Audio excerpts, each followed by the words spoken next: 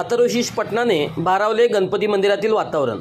सांगली 250 महिलांचा सहभाग, पृथ्वीराज पाटील यांचे आयोजन। ओम नमस्ते गणपते त्वमेव प्रत्यक्षम तत्त्वमसि श्री संस्थान गणपती मंदिरातील वातावरण आज अथर्वशीष पटनाने भारावून केले। येथे दर्शन मंडपात 250 महिलांनी अथर्वशीषाची आवर्तने गणरायाच्या चरणी समर्पित केली।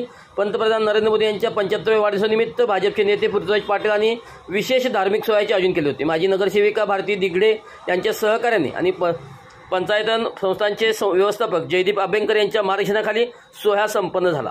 पृथ्वीराज पाटील, सौ विजया पाटील, सौ प्रियंका पाटील यांच्यासह कुटुंबियांनी त्यात सहभाग घेतला। लाल साडी परिधान केलेल्या महिलांनी अत्यंत उत्साहाने पठण केले। पृथ्वीराज पाटील म्हणाले, देशाचे कणखर पंतप्रधान नरेंद्र मोदी यांच्या वाढदिवसानिमित्त या आध्यात्मिक सोहळ्याचे आयोजन केले।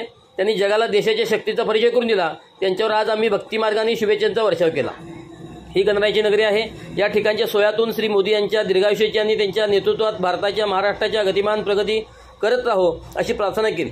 भाजप मंडळ अध्यक्ष रवी बाधवने, प्रदेश महिला मोर्चा उपाध्यक्षा स्वाती शिंदे, प्रकाश बिर्जे, माजी नगरसेविका उर्मिला बेलोलकर, बाळासाहेब काकडे, बाळासाहेब बेलोलकर, नीलांजली ढोपे पाटील, शीतल सललगे, मयुरेश पेडणेकर, मुकुंद पेडणेकर, प्रकाश बिर्जे, श्रीकांत शिंदे, सुशांत गवई, शुभम बनसोडे, प्रशांत देशमुख, रघुनाथ नार्वेकर, प्रशांत अहिवळे, किरण कपाले, मोहन